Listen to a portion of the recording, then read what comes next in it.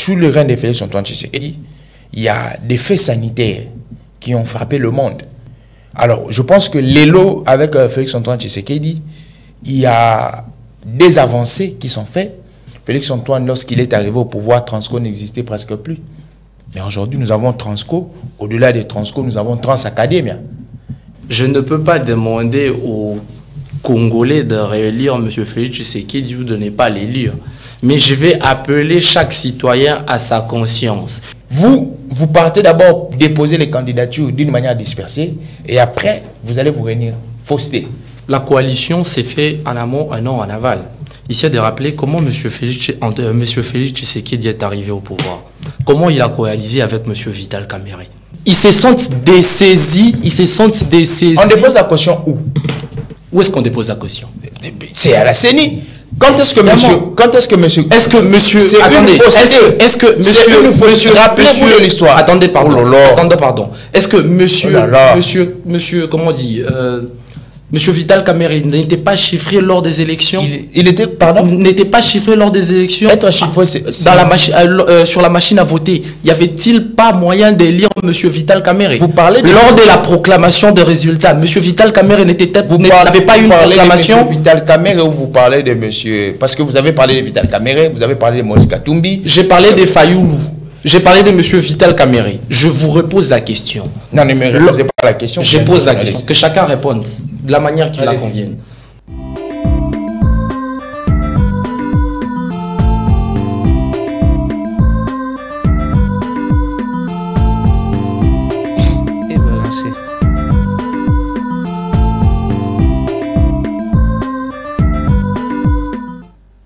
Bienvenue mesdames, mesdemoiselles et messieurs dans ces nouveaux numéros de l'émission Tone di Melanani sur les antennes de DRC Info Télévision. Cette émission aura l'honneur de recevoir pour vous monsieur Raoul Lugamba, qui est le secrétaire pour le compte des Amani Forever, et il est également analyste indépendant. Je vous reçois et vous souhaite bienvenue dans cette émission, monsieur Raoul Lugamba. Merci, monsieur Georges. Voilà, nous allons ensemble avec vous, nous allons exploiter plusieurs thématiques prévues et que nous allons faire découvrir à nos téléspectateurs tout à l'heure. Mais avant tout, j'aimerais qu'on fasse un clin d'œil sur ce que vous appelez Amani Forever. Est-ce que de cette occasion, vous pourriez permettre à ceux qui nous suivent d'en savoir quelque chose? Oui, la fondation Amani Forever est une fondation qui œuvre dans les œuvres philanthropiques. Il y a là une année et quelques mois. Non seulement en œuvrant dans les services philanthropiques, nous sommes aussi analystes indépendants. Dans le cadre de la fondation Amani Forever, nous étions autrefois au sein de l'hôpital Lissungi, dans la commune de Mongafula, où nous avons apporté, à moins que rien, histoire d'apporter notre aide à ceux qui en ont vraiment besoin. Cela n'empêche pas de nous contacter dans nos différentes pages, dans des différents réseaux sociaux, histoire de nous joindre. Voilà, on aimerait savoir, Raoul, de manière brève, quels sont les objectifs que Amani Forever est en train de poursuivre? Les objectifs de la fondation Amani Forever est d'abord relever le niveau social de la personne au sein de sa communauté. Entre autres, les personnes démunies et les personnes faibles. Nous avons le jeune fille mère, nous avons les personnes vivant avec handicap, et nous avons aussi le jeune délinquant que nous nous efforçons de voir comment encadrer pour amener la quiétude au sein de la société. Merci beaucoup, M. Raoul Lugamba, secrétaire pour le compte de Amani Forever, mais également analyste politique. Mesdames et messieurs, maintenant il est temps qu'on exploite les différentes thématiques prévues pour le compte de l'émission de ce vendredi. Ensemble avec M. Raoul Lugamba, nous allons parler du bilan de Félix Tshisekedi. Qu'en retenir à 3 mois des élections générales prévu le 20 décembre prochain. En outre, nous allons parler des élections de 2023. La question reste posée et elle est de savoir qu'est-ce qui se passera-t-il du fait qu'il y a certaines forces politiques, surtout de l'opposition, qui ne sont pas partie prenante à ce processus électoral. L'on se demande est-ce que ces élections se passeront dans un climat apaisé. Et pour chuter, nous finirons par essayer de faire un contour autour de l'inquiétude qui surgit concernant la liberté d'expression en cette période préélectorale. Raoul Lugamba, vous êtes analyste indépendant congolais de père et de mère. Vous avez vécu avec toute attention la gestion du président de la République, son Excellence Félix Tshisekedi. Vous avez vécu son avènement au pouvoir depuis le 24 janvier jusqu'à l'heure actuelle. Comment est-ce que vous pouvez essayer de résumer de manière brève ou de manière, je ne sais pas, élargie, son bilan? S'il faudrait bilaner les activités de M. Félix Tshisekedi, nous allons les scinder sur la scène internationale, mais aussi sur la scène nationale. Il s'est de rappeler, M. Tshisekedi a rehaussé le nom de la République au sein de la scène internationale en inscrivant d'abord de hautes fonctions, comme celui du président de l'Union africaine, mais aussi responsable des différentes guerres, plutôt responsable de la conciliation au sein du Tchad et aux États, plutôt dans la communauté africaine régionale. Voilà. Nous pouvons retenir aussi que M. Tshisekedi a organisé le jeu de la francophonie qui rehausse le nom de la République. Ça, vous êtes au niveau du bilan sur la scène internationale. Voilà. Oui. C'était quelque chose de douteux. On ne savait pas si cet événement devrait avoir lieu ou pas. Et la chance nous a souri. M. Tshisekedi a travaillé avec son équipe. Le jeu de la francophonie s'est bien déroulé. Et la jeunesse a bien profité de ces moments, histoire de se détendre, mais aussi de mettre en valeur notre culture. Vous avez épinglé, vous avez essayé de résumer le bilan du président de la République sur la scène internationale. Selon vous, vous avez parlé de son mandat à la tête de l'Union africaine. Vous avez également parlé de la francophonie qui venait incessamment de se terminer. Alors, je reviens à son bilan en rapport avec son mandat de président, donc son mandat au niveau de la présidence de l'Union africaine. Quel résultat pourrait-on retenir de son passage à la tête de l'Union africaine? Vous savez, le passage du chef de l'État au sein de l'Union africaine, c'est aussi la loi de la ZLCAF, la zone libre-échange des États africains. C'est quelque chose qui permet que le commerce soit aussi fluide. C'est quelque chose qui permet qu'il y ait des transactions entre différentes étapes, c'est qui réduirait le coût des importations et des exportations et faciliterait le commerce entre le peuple.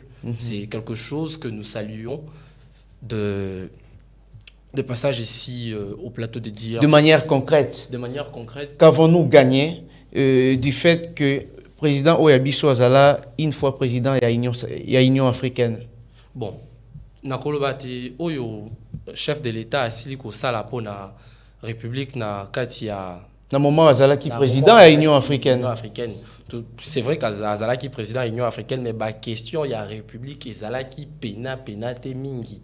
Na katia moment exercice à pouvoir na e pour ceux qui tolingi to mais kako rapprocher atteinte au crime oyo M23 ils a kosala na katia République démocratique du Congo to koloba ete que na moment au chef de l'État Azala qui na bokonzi to sila ki kozala na bagression ya bato wana te kasi ba ADF bango bazala ki ko tungisa kimia na kati ya mboka mokonzi ya mboka asila ki na kobeta mbela na kati ya Union africaine bazwa ki ba dispositif pour na kotala ndenge nini bakoki ko encadrer ba groupe wana ko désarmer bango pour que bazonga na kati ya communauté ezali likabo au chef de l'État asili na kosala na kati ya bokonzi bae na pe lisusu mobeko babengi ya Zelkaf ezali ko permettre différents hommes d'affaires ezali ko permettre différents états basila na kosala échange économique entre états oyo kozala na kokitisa talo ya biloko na kati ya Raoul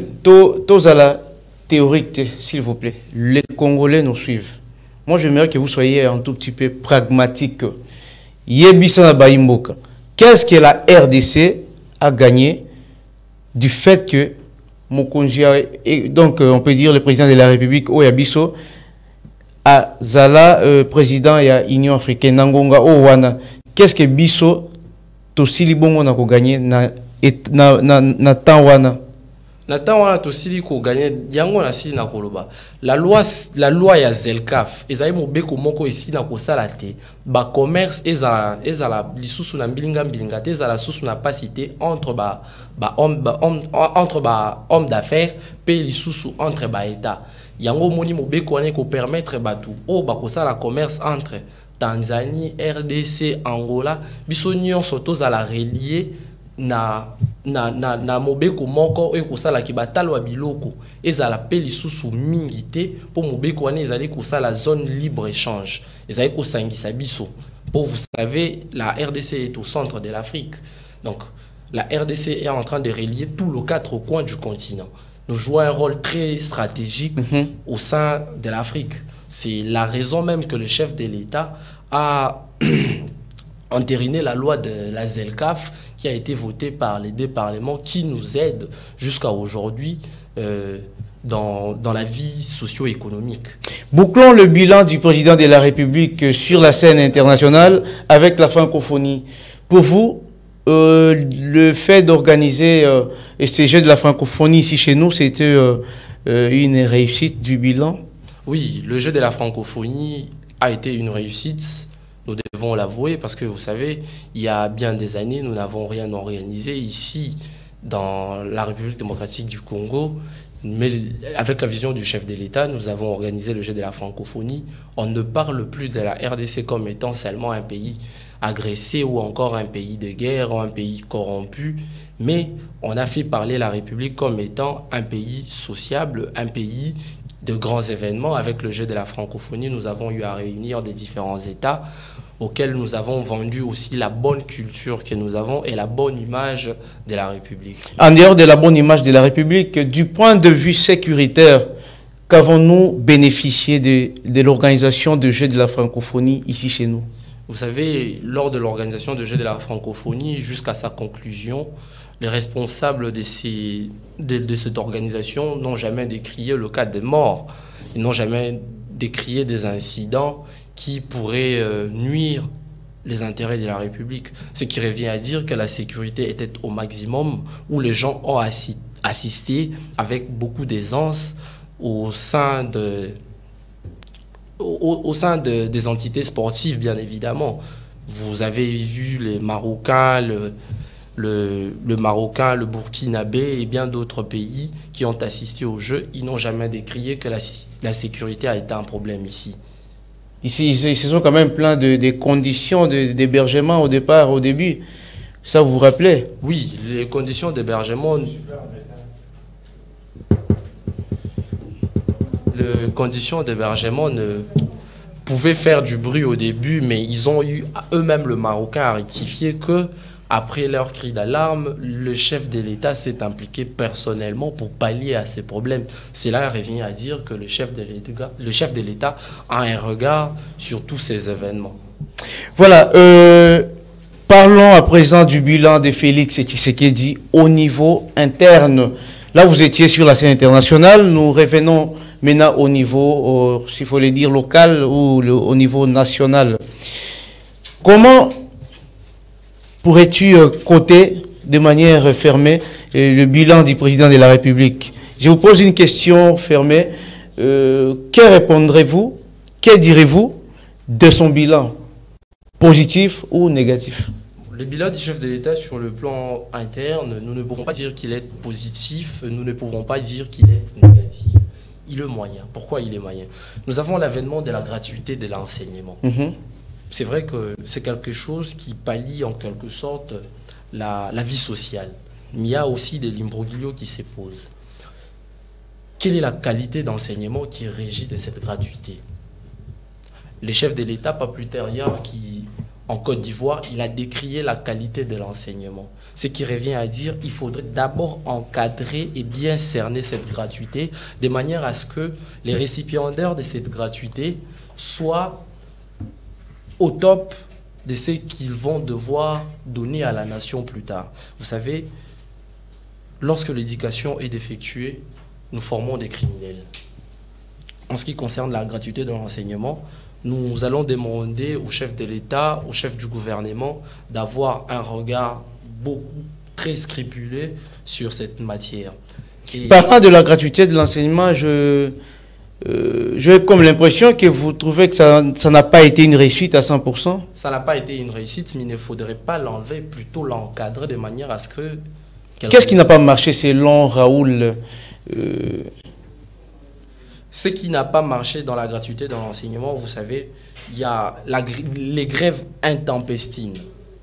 Les élèves partent à l'école, le professeur ne dispense pas le cours, et dans un laps de temps, quand la grève sera réglée, on va dispenser le cours, non pas de manière à ce que les élèves assimilent la matière au temps qui devrait l'être accordé, mais les élèves vont assimiler la matière d'une manière rapide.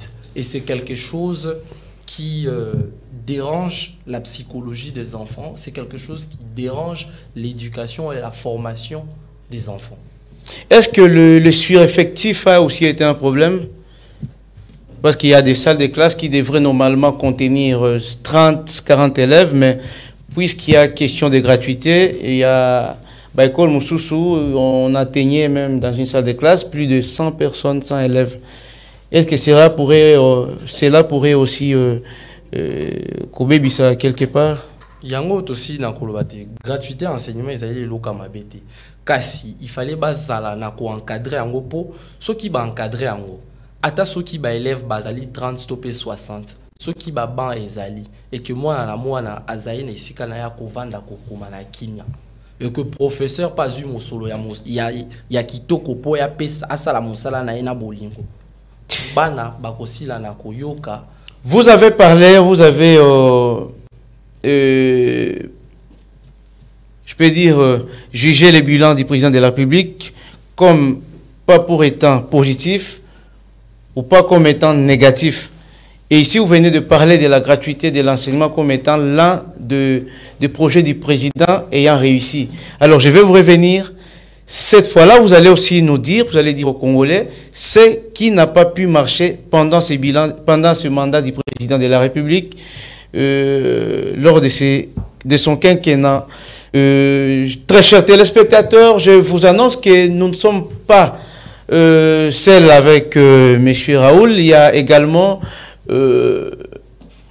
Monsieur Mayele Jojo Mayele qui vient de nous rejoindre sur ce plateau. Bonjour, honorable Joe Mayele, bienvenue dans cette émission Tondi Melanani. Bonjour, cher Georges. Bonjour à tous les Congolais qui nous suivent.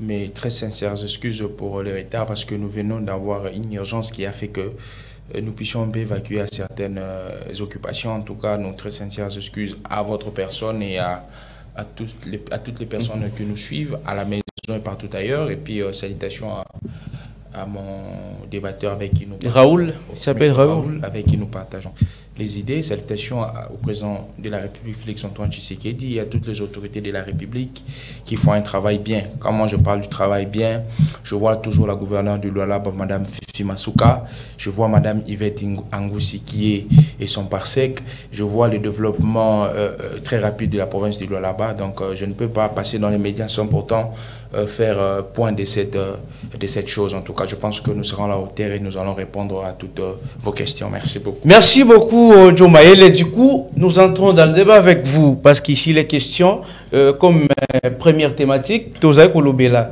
bilan à Mokonziamboka. Qu'est-ce que nous pouvons retenir pendant ces 4 années, où on peut dire, nous sommes à 2-3 mois des élections générales, on peut dire que bilan Mokonzizali positif ou bien ezali négatif? Moi, je dirais qu'ils allaient positif parce que au EBI, il faut être un fin technicien pour comprendre Félix-Antoine Tshisekedi. Il faudrait être un stratège comme lui pour le comprendre. Aujourd'hui, bilan, il y a un Félix Tshisekedi, tu peux juger en gros du point de vue global et puis du point de vue détaillé. Globalement, on a aucun une approche pour comprendre qu'est-ce qu'a fait Félix Tshisekedi et à Zouaki Bissowapi et Tokomi Wapi. Alors, il faudrait commencer à se positionner. Nous sommes où? Nous sommes dans une structure, une grande structure, État. Alors, Félix-Antoine Tshisekedi, lorsqu'il arrive au pouvoir, il trouve cet État dans sa dimension matérielle. Ce qui signifie que tout ça qui a territoire, tout ça qui a souveraineté, tout ça qui a reconnaissance internationale, tout ça qui paie la population. Mais du point de vue fonctionnel, il y avait des couacs, il y avait beaucoup de choses qui boitaient. La dimension fonctionnelle de l'État, beaucoup de choses. Par exemple, au Moni, l'État est fonctionnel dans les institutions. Il y a des institutions fondamentales telles que dit l'article 68 de la Constitution. Il y a aussi des institutions spécialisées. Les institutions spécialisées, ce sont des institutions qui traitent certains domaines spéciaux de la vie. Alors, chaque institution a ses missions traditionnelles. Chaque institution a ses missions spécifiques. Mais vous allez comprendre que tant que Félix Tshisekedi, Félix Tshisekedi a un pouvoir, il faut redéfinir question, il y a fonction, il y a institution. Au moment que sous Félix-Antoine Tshisekedi, chaque institution, il y a un premièrement, il y a une institution fondamentale, il y a une institution spécialisée. Chaque institution a une mission traditionnelle. On peut sur exemple. Lorsqu'on parle des finances de l'État, les finances de l'État doivent être contrôlées en aval et en amont. Et dans la question du contrôle, il y a trois types de contrôle. Contrôle juridictionnel, politique et administratif. Les contrôles politiques, qui les font? Le contrôle politique est fait par les parlementaires.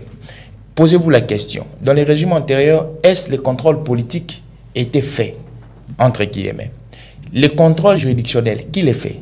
Aujourd'hui, il y a la Cour des comptes. Il y a une mission traditionnelle.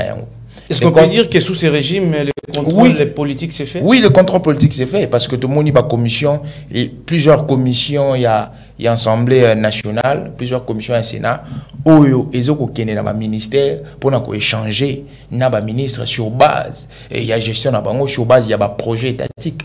Surtout qu'il y a un contrôle administratif, tu comprends que l'IGF est vivifié. Ça, c'est les paris gagnants du chef de l'État. L'IGF est vivifié. L'IGF a zongi, nakati ya attribution na ye azali kosala musala. Alors il y a aussi la question nakati car la question financière, il y a la question aussi de la mobilisation des recettes, de l'assiette fiscale.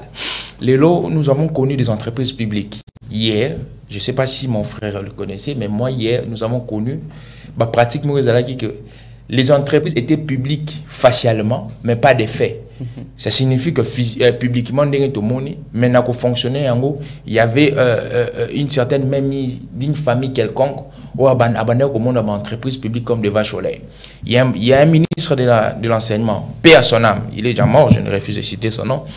Il a pratiquement ce qui a les cas dans chaque institution universitaire, il faut voir qu'il y a une enveloppe kaki. Au nom de quoi? Mais aujourd'hui, chaque institution, établissement public, rentre dans ces attributions. Et puis, assiette fiscale est élargie. Nous avons vu comment est-ce que la DGI a maximisé les recettes fiscales, les choses qui ne se sont pas faites. Sous les règnes de Félix-Antoine Tshisekedi, il y a une ouverture diplomatique. La RDC rentre dans les concerts des grands.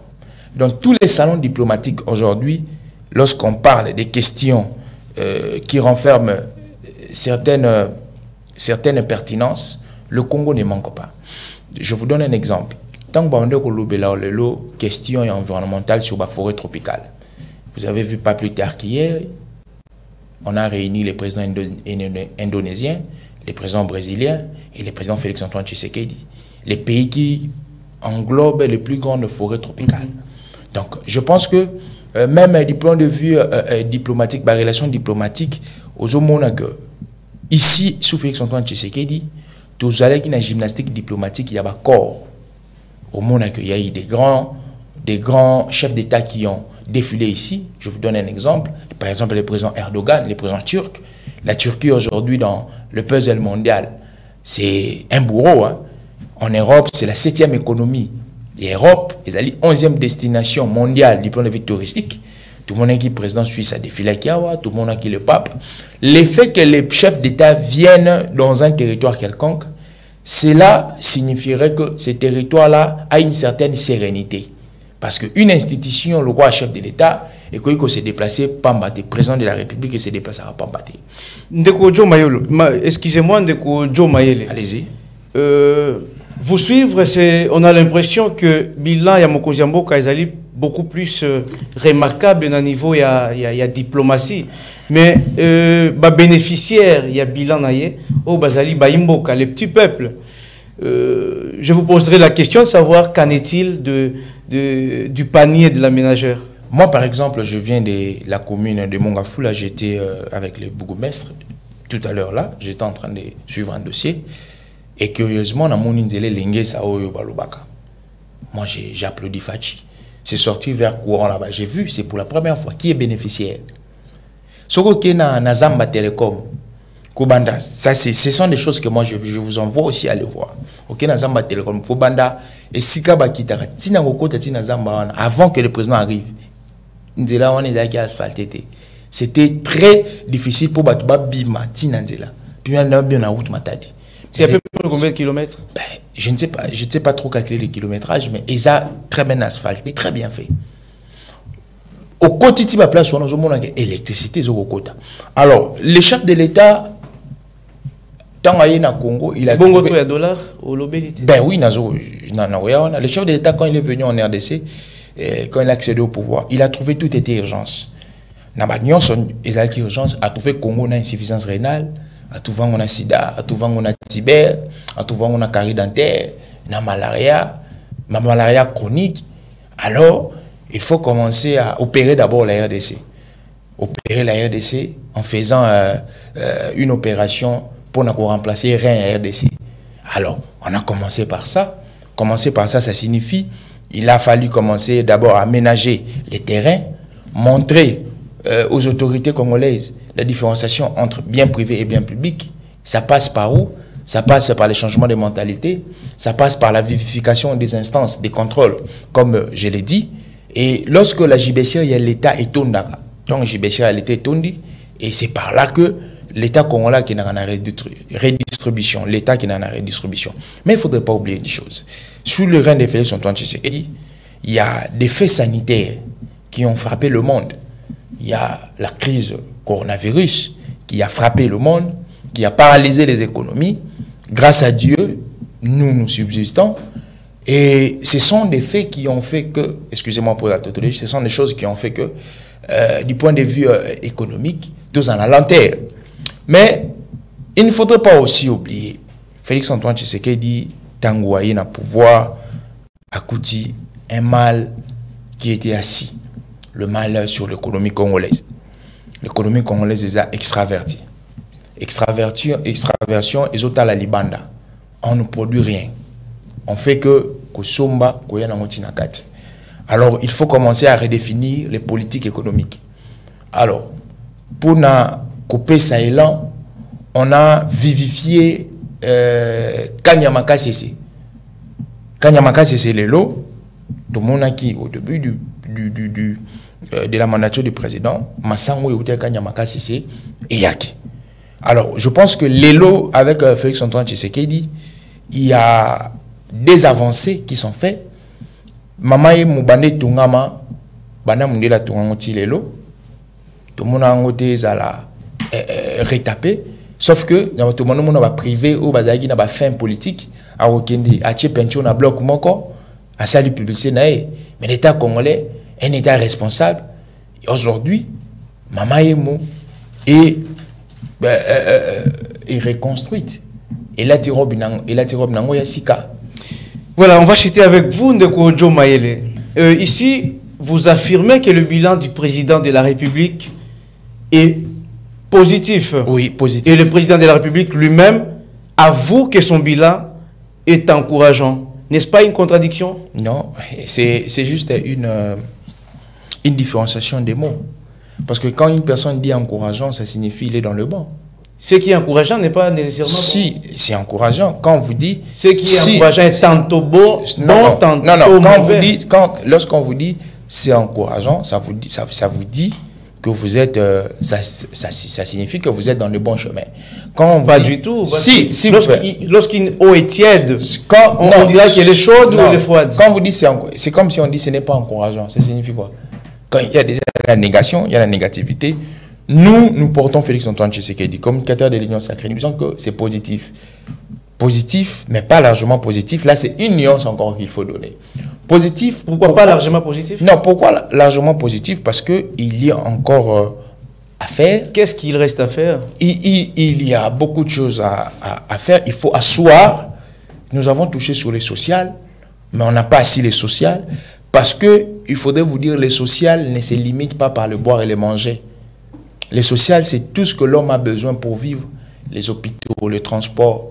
Félix-Antoine, lorsqu'il est arrivé au pouvoir, Transco n'existait presque plus. Mais aujourd'hui, nous avons Transco. Au-delà des Transco, nous avons Transacademia. Pour comprendre le bénéfice de Transacademia, vous faites étudiants, allez demander aux étudiants de l'IFASIC, de l'IEC, de l'INIKIN, là où je proviens.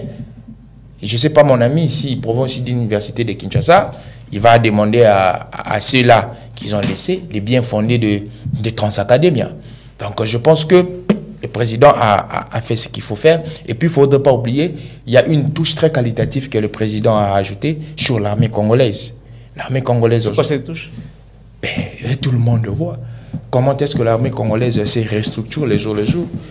N'est-ce pas que le président a promis $400 à ses militaires? Oui, j'arrive.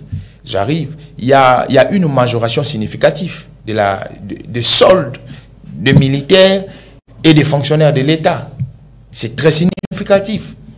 M. Kabila, lorsqu'il est parti, il y a un fonctionnaire avait à peine 180 000, 170 000 francs. Et à ce moment-là, le taux d'échange des salaires à combien? C'était à 90, donc c'est à peu près la même chose. M. Kabila, lorsqu'il est parti, il a laissé à 16 517, c'était pas à 90. Donc je pense que aujourd'hui, avec M. Kabila, avec Félix Tshisekedi, il y a une majoration. M. Kabila, lorsqu'il est parti, il a laissé les femmes veuves. Les femmes dont les maris militaires sont morts au front, sont morts pour défendre l'État congolais, touchent à peine 30 à 50 000 francs. Merci beaucoup. Mais le président Félix-Antoine Tshisekedi, lorsqu'il arrive au pouvoir, il quadruple cet argent. Merci. Merci Ndeko Joe Maele. Nous sommes avec Raoul. Monsieur Raoul, nous finissons, nous bouclons ces chapitres avec vous, le chapitre lié au bilan du président de la République. Vous avez épinglé ce qui a marché, surtout vous avez été au niveau, sur la scène internationale, vous êtes revenu au niveau national. Et selon Raoul, qu'est-ce qui n'a pas marché pendant le règne du président Félix Tshisekedi, pendant ces 5 ans de règne? Ici, de rappeler que je suis un analyste indépendant, je ne prends pas part aux propositions. Allez-y, vous êtes libre, soyez libre et puis je vais voilà. rebondir sur le propos du cher co-débatteur Joe Maele lorsqu'il dit la politique économique de la RDC est actuellement extravertie, ce que vous avez affirmé. Ici, de rappeler qu'est-ce que la RDC produit et que nous exportons qui bénéficie à la République démocratique. Il a noté la question, je crois qu'il vous répondra. Et qui bénéficie à la République si ce n'est pas le minerai. Il a parlé encore sur l'impact du maïs de Kanyamaka Sensei. Mais la grande question qui se pose, il faudrait faire un tour au marché et s'acquérir du prix actuel du maïs, non seulement ici dans la capitale, mais aussi à Mbujimaï, au Kananga, et partout dans la République. Quel est le prix du maïs? Lorsque le cher co-débatteur... Je me rappelle d'ailleurs, il y a le ministre de l'économie qui devrait aller chercher le maïs à la Zambie, en contactant les privés ou la Zambie, les autorités zambiennes l'ont refusé. Exactement, c'est ce qui met en cause même la production des maïs. Lorsque le co-débatteur parle sur la question de l'hôpital Mama Yemo, à l'époque de M. Joseph Kabila, ils ont eu à signer un partenariat public-privé avec les Indiens pour s'occuper et pour s'occuper et rebâtir l'hôpital du cinquantenaire. C'est le même cas qui se pose avec l'hôpital de Mamaïemo. Si vous n'avez pas l'information, cherchez de vous en enquérir. L'hôpital de Mamaïemo est un partenariat public et privé avec des Indiens qui vont prendre en charge cet hôpital pour une durée de 25 ans. Ce qui revient à dire, c'est vrai que ça profite à la République, mais ce n'est pas la République où il ne faut pas imputer cela pour dire que l'ancien sur les bilans du président de la le bilan du chef de l'État, même si ça profite à la République, et dire que l'ancien régime n'a rien fait sur le cadre hospitalier. En ce qui concerne la société Transco et Transacademia, en ce qui concerne la société Transacademia, il faut être franc, c'est quelque chose qui est vraiment bénéfique pour les étudiants. Mais quant à la question de Transco, pas plus tard qu'hier, le responsable de la société Transco ont demandé au gouverneur de débloquer une somme de 14 millions, histoire de rajouter des bus qui va profiter à la population pour sa libre circulation. Ce qui revient à dire qu'il y a un problème. Joseph Kabila est parti, il nous a laissé des bus. Félix Tshisekedi est venu, il a trouvé des bus, il a rajouté des bus, il y a encore de problèmes des bus. Raoul, une question directe. Sur base du bilan actuel du chef de l'État, pourrais-tu demander aux Congolais de les réélire le 20 décembre? Je ne peux pas demander aux Congolais de réélire M. Félix Tshisekedi ou de ne pas l'élire. Mais je vais appeler chaque citoyen à sa conscience, eu égard des propos que nous allons tenir ici présents. Personnellement, je vous pose personnellement cette question. Mais cette question, elle est très directe. Trouverez-vous qu'il est utile ici de donner un nouveau mandat au président de la République sur base de son bilan de gestion de 2018 à l'heure actuelle? Quand le moment sera venu, nous saurons quoi dire, parce qu'il a encore 3 mois devant lui où il peut encore agir. Pensez-vous que le miracle pourrait se produire en 3 mois qui restent? Nous n'en savons rien, attendant le moment venu. Il s'appelle Raoul Lugamba, il est le secrétaire pour le compte d'Amani Forever, mais également il est analyste politique. Je pense qu'il est temps qu'on prenne la deuxième thématique. Là, il est question des élections prévues le 20 décembre. Nous avons constaté ensemble avec vous, très chers téléspectateurs, qu'il y a certaines forces de l'opposition qui ne font pas partie de ce processus électoral, qui l'ont boycotté sur base de certaines raisons, notamment il y a ceux qui fustigent on parle du fichier électoral non édité par des cabinets spécialisés. Ndeko Joe Mayele. Est-ce que l'on ne peut pas s'inquiéter du climat non apaisé Nangonga Maponami? Parce que bateau bakay élection te bakolinga jamais batika en dehors il y a bateau. D'où on aimerait savoir, Ndeko Joe, est-ce qu'il faudrait que les Congolais craignent un climat malsain ou non apaisé lors du scrutin du 20 décembre 2023? Alors, merci pour cette question. Je pense que sur cette question, les Congolais sont très sérieux envers nous et puis sont très sérieux envers le politique. Ils sont en train de voir qui n'est pas et qui l'est. Mais je vais un peu rapidement rétorquer à ce que mon frère a dit. Lorsque je parle de l'extraversion de l'économie congolaise, oui, ça c'est un fait réel. L'extraversion n'est pas synonyme de la production. Lorsque nous produisons, nous partons vendre à l'extérieur, ça c'est l'intraversion. Mais l'extraversion, c'est lorsque nous achetons de l'extérieur et nous amenons ici. Et dites-moi, sur base de quoi nous produisons ici et nous partons à l'extérieur? J'ai dit l'économie congolaise en général, c'est l'extraversion. Allez-y vous ressourcer. Il pourra rebondir. Allez vraiment y vous ressourcer. Voilà. Lorsqu'il parle du partenariat public-privé, oui, très bien. Je pense qu'il a touché une notion très importante. Partenariat public-privé. Le public, c'est qui? Le public, c'est l'État. Il faudrait qu'il y ait l'initiative de l'État de pouvoir approcher le public, les privés, pour qu'il y ait ces partenariats-là. Et qui est ce public-là? Il y a un ministère de la Santé, il y a un président de la République. C'est sous les règnes de qui? Le problème de Raoul, c'est que vous puissiez, de manière religieuse, que vous puissiez reconnaître comme vous louez, s'il vous plaît, Joe. Je vais vous dire une chose. De même que vous louez la réhabilitation de Mama Emo, vous devriez le faire aussi au temps de Kabila lorsqu'il a réhabilité l'hôpital de Saint-Gander, n'est-ce pas ça, monsieur? C'est une reconnaissance de la part de Moi, je vais vous dire une chose. Dans la notion où on impulse le développement, les partenariats, on appelle ça les PPP, partenariat public-privé, est un indicateur ou un instrument très important.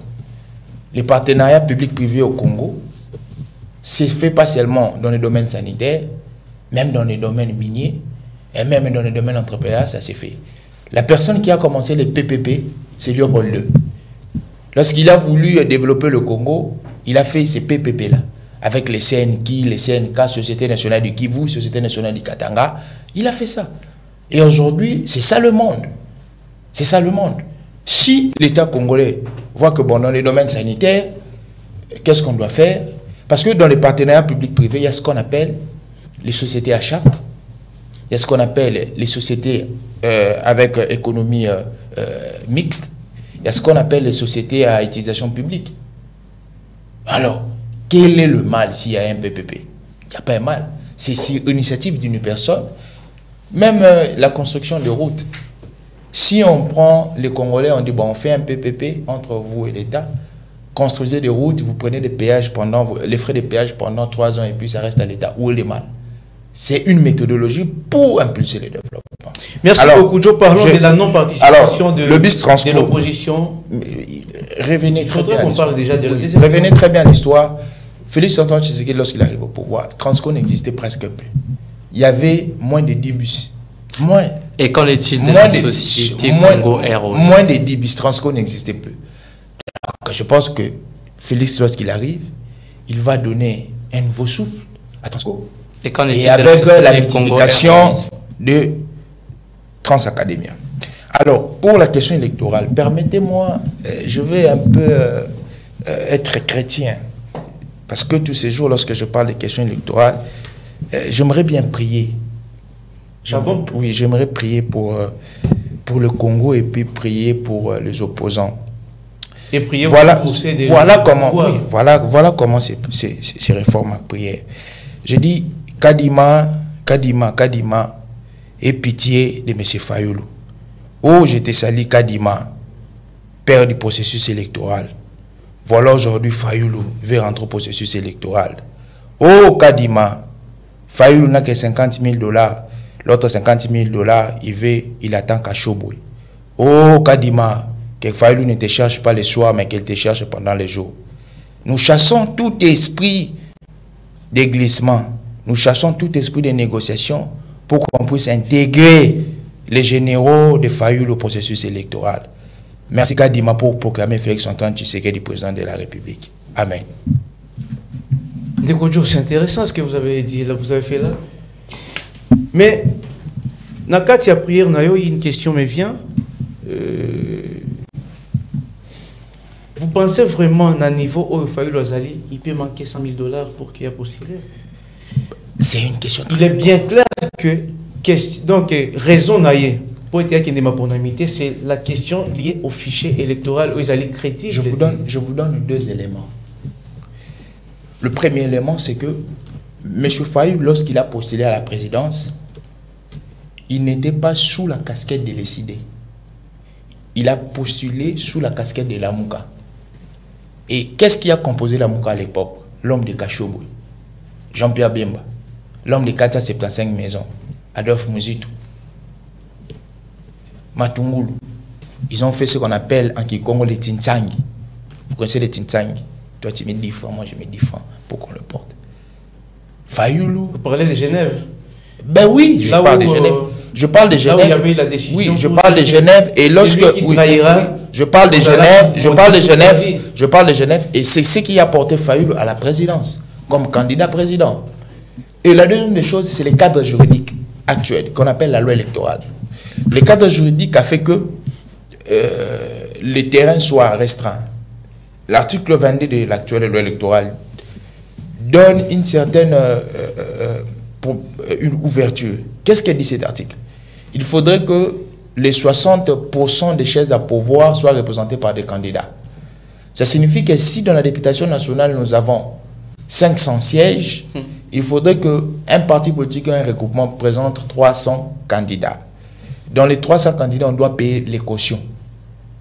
Des 300. Faites la caution multipliée par 300. Non, je vous dirais que tous les regroupements qui ont participé à ces processus électoraux, parce qu'il y a la deuxième possibilité. Il y a aussi des 50-50. Voilà. Mais la troisième question, c'est la question de la ressource humaine. Bon, vous en avez ressources humaines qualitatives. 150 femmes, 150 hommes. Où ils vont respecter les critères mais CENI. Exactement. C'est ça le problème. M. Fayulu a compris. Une fuite en avance. Mais c'est long. L'écran prophétique. Il semblerait que M. Fayulu, c'est pourquoi j'ai dit Kadima, que Fayulu ne vienne pas te chercher le soir, qu'il vienne te chercher pendant la journée. À Faden House là-bas, il semblerait que M. Fayulu arrangerait son dossier pour aller déposer à la CENI comme candidat président. Cette information a été démentie. J'ai dit il semblerait. Oui. Maintenant. Et aussitôt démentie. Oui, il semblerait. Ça serait de l'escroquerie politique. Escroquer tous les lieutenants qui ont été derrière lui. Vous ne postulez pas. On boycotte le processus électoral. Et la question que je vais poser, si M. Fayulu partait au conditionnel, partirait pour déposer la candidature, on aura des fichiers électoraux. C'est les mêmes fichiers. Et s'il postulait en indépendant? Même s'il postulait en indépendant, ça signifie qu'il accepte, il crédibilise. Nous avons récemment suivi sur Top Congo son secrétaire général de Fos Kitoko. Il a tout rejeté en bloc et à lobby position à Bango Izali que Bakokende élection yaka dimate. Donc, tout ce qui s'est dit là, Izala qui n'a juste qu'à Josha à 10e rue, selon Devos Kitoko. Alors, Raoul Lugamba, votre point de vue par rapport à non-participation, il y a une opposition dans la élection. Il n'y a pas que Fayulu qui n'est pas partant, il y a également Joseph Kabila qui n'est pas partie prenante dans l'élection. Est-ce que tu penses que l'élection sans Kabila, sans Fayulu, l'on pourrait parler de sa crédibilité du point de vue même au niveau international? Nakobandana lo sambote na maetali maponomi. Ah, yo ça le Monsieur de rappeler que la République démocratique du Congo a déjà connu trois cycles électoraux. Le premier, c'est en 2006, où le Sphinx Étienne Félix Tshisekedi n'a pas participé aux élections parce qu'il estimait que les fichiers électoraux étaient corrompus. Ne confondez pas les contextes. À ce temps-là, non, s'il vous plaît, je voulais un peu vous relancer. À ce temps-là, le poids ou l'absence du Sphinx Étienne Tshisekedi n'aurait pas vraiment beaucoup dérangé puisqu'il y avait aussi un puissant Jean-Pierre Bemba à l'époque. J'arrive. Vous savez, monsieur Étienne Félix Tshisekedi est une personne qui sont pionniers de la démocratie. Ce sont des personnes qui ont... Vous parlez d'Étienne Félix ou vous parlez Étienne plutôt, je parle d'Étienne Tshisekedi Ouamulumba. Le Sphinx. Le Sphinx. C'est une personne qui a combattu pour la démocratie depuis la nuit de temps. Il a combattu monsieur Mobutu, Laurent Désiré Kabila, Joseph Kabila. Oui. En 2006, lorsque M. Kabila organise les élections, les Sphinx refusent de participer aux élections. Mais cela n'a pas empêché que la machine de la CENI avance. Puisqu'il y avait aussi une opposition forte à l'époque. Hein. On y arrive.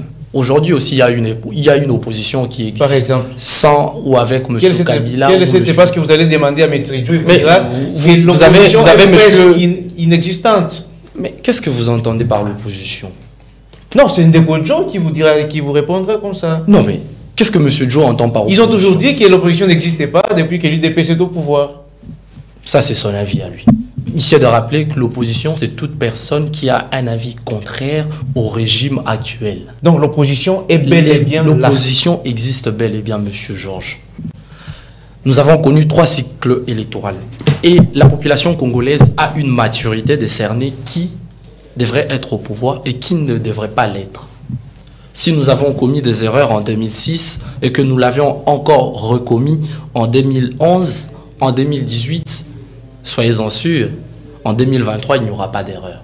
chacun de nous, avec beaucoup de pertinence, avec beaucoup de conscience, ira élire celui qu'il estime valable pour nous représenter. Vous savez, lorsque nous donnons 5 ans à une figure politique, soit nous avançons, soit nous reculons. Nous devons être du bon côté de l'histoire. Et c'est quoi ce bon côté de l'histoire selon Raoul? Le bon côté de l'histoire, c'est quoi? C'est que Et adhérer dans l'union sacrée? Ce n'est pas d'adhérer à l'union sacrée, où il n'y a qu'une seule vision, tout le monde suit. Lorsque vous êtes contre la machine, vous avez des ennuis. Évoluer. Ça, c'est intéressant. Vous avez des ennuis. Vous avez monsieur Mata Tampogno. Aujourd'hui, il se déclare opposant. Vous avez monsieur Délice Sanga. Il se déclare opposant. Vous avez monsieur Fayoulou qui s'est toujours déclaré opposant. Aujourd'hui, le camp de FCC avec monsieur Kabila qui sont opposants. Mais si monsieur Kabila ne participe pas aux élections, mais on ne peut que l'opposer à la situation de 2006 avec les Sphinx. Une personne ne peut pas bloquer la République. Il y aura bel et bien les élections. Et M. Félix Tshisekedi aura toujours une personne qui fera face à lui. Et Fayoulou est Sidé? Fayoulou, s'il ne participe pas aux élections, il ne s'en prendra qu'à lui-même avec tous ses partisans. Ce qui revient à dire, il y aura bel et bien les élections en 2023. Nous allons devoir élire soit un nouveau président, soit réélire celui qui est.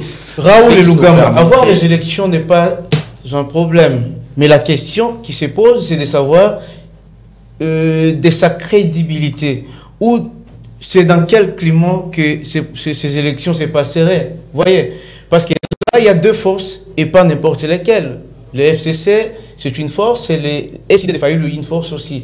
Alors, écarter, donc l'absence des deux pendant ces processus, ça ne peut pas nous amener à un climat qui dérangerait en fait. Vous savez, la politique est un terrain glissant où nous ne savons pas qu'est-ce qui se passerait à la seconde qui suit. M. Fayoulou et M. Kabila peuvent coaliser et nous sortir un candidat que nous ne connaissons pas. Tout en ne prenant pas aux élections, mais on se retrouve que l'opposition fait bloc. On nous sort une personne, on nous dit que c'est cette personne qui va représenter l'opposition. De cette manière, ça a été fait avec le cas de M. Fayoulou. M. Fayoulou peut se dessaisir, il coalise avec Kabila ou bien Mapan ou encore Sesanga et autres, histoire de sortir un candidat qui serait accepté par la population. Et quel serait le sort de ces partisans, ceux qui ont cru en l'air, ceux qui leur ont été fidèles, leurs partisans, de ceux qui peuvent coaliser pour trouver un candidat commun, mais leur bandimio ya bango wada bakotika lobe bongo bandimio ya bango bakotika la bongo te politique ezali monde ya intérêt tant to sangani na yo poto bimisa candidat moko elingi oyo bate bato o bazali na ngai bato bazali na yo to ndimi ke to kobimisa mutu boye soki te mutu wana aza élu ndesima to koyeba ndenge nini to kokamba biso nyonso elongo poto sangani obe pona likanisi lioko o opposition bako sangana pona likanisi ya kolongola monsieur Félix Tshisekedi na Bokondi. Merci beaucoup Raoul. Je crois que nous sommes en train de chuter et là nous touchons la toute dernière thématique, c'est cette inquiétude autour de la liberté d'expression ou la liberté de la presse de Kojo Maele. Que dire de ces situations qui persistent, des arrestations, il y a Panzi Sango, politique, alors que nous sommes déjà à la veille des élections générales. Qu'est-ce que vous pouvez en dire?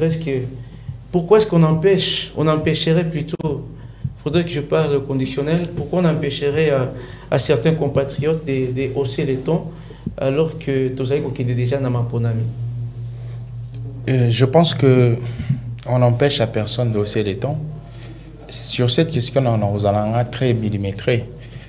Alors ici, il faudrait que nous sommes dans une structure, comme j'ai dit toujours État, il faut souffrir parce que chaque fois, on a État, technicien de mon État aussi. Allez-y, papa.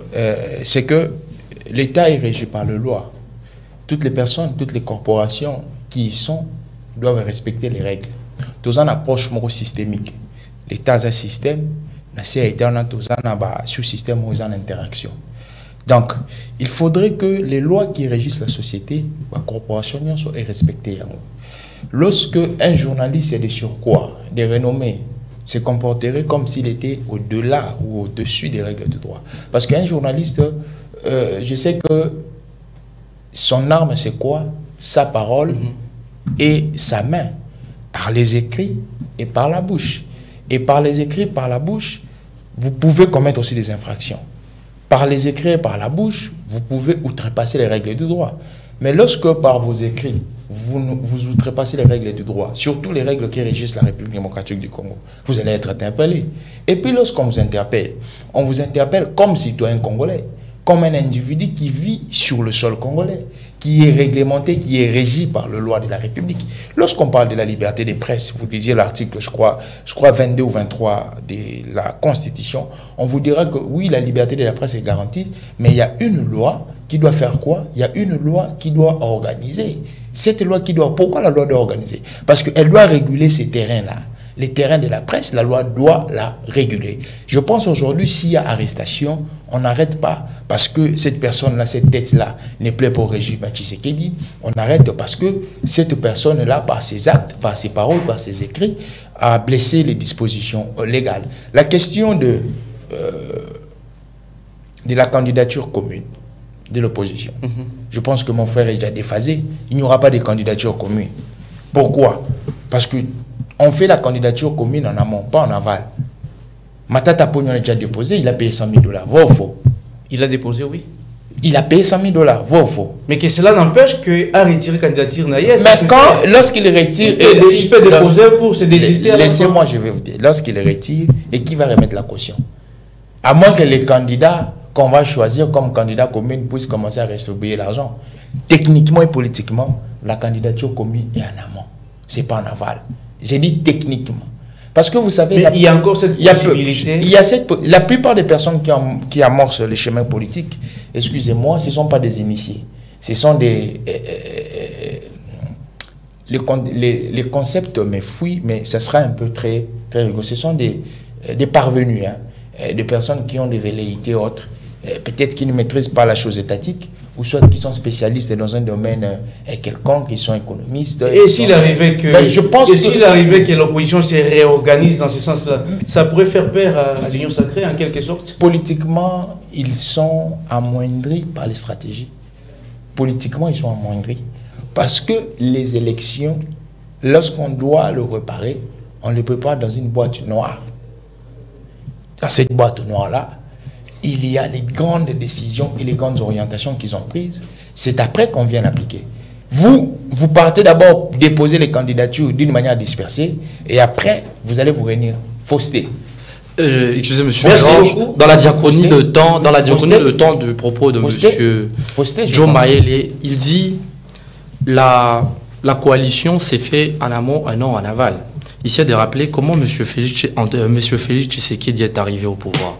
Comment il a coalisé avec M. Vital Kamerhe. Voilà. Est-ce dans la période électorale ou dans une période préélectorale? Et M. Vital Kamerhe avait déjà déposé sa caution. M. Matungulu avait déposé sa caution. M. Katumbi avait déposé sa caution. Ah bon? Oui. Ah bon? Dans la diachronie de temps, vous pouvez vérifier. Ah bon? Ils se sentent dessaisis. On dépose la caution où? Où est-ce qu'on dépose la caution? C'est à la CENI. Quand est-ce que monsieur... Rappelez-vous de l'histoire. Attendez, pardon. Est-ce que monsieur, comment on dit, monsieur Vital Kamerhe n'était pas chiffré lors des élections?